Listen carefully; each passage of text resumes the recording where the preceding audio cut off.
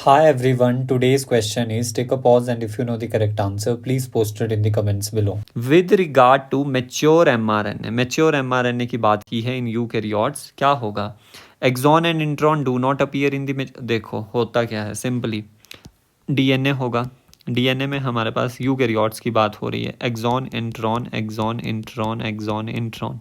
फिर जो आपके पास इमेच्योर आरएनए ट्रांसक्रिप्शन होगा डीएनए का, सबसे पहले बनता है इमेच्योर आरएनए। इसके 5 नाम याद करवाए थे, फटाफट रिवाइज करो। Immature RNA, hnRNA that is the heterogeneous nuclear RNA.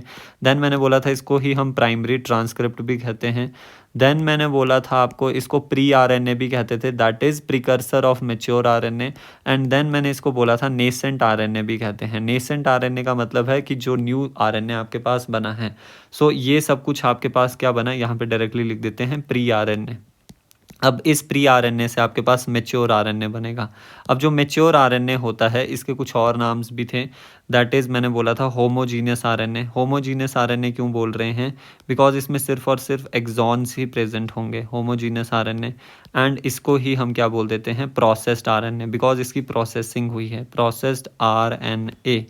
तो रिमेंबर वन थिंग, जो आपके पास प्री आरएनए हैं उसमें भी स्टिल एक्सॉन इंट्रॉन दोनों प्रेजेंट है। ये आपके पास क्या है, एमआरएनए है। तो ये एमआरएनए कैसा हो जाएगा, प्री एमआरएनए हो जाएगा। बट जब हम बनाएंगे mRNA that is the mature RNA, उसको सिंपली हम एमआरएनए से लिखते हैं, that will contain only and only the exon. तो exon appear but intron do not appear in the mature RNA, ये सही है। इंट्रॉन अपीयर, ये तो गलत है। Both exon and intron appear, ये गलत है। So B is our answer. For more such videos and concepts, do like, share and subscribe.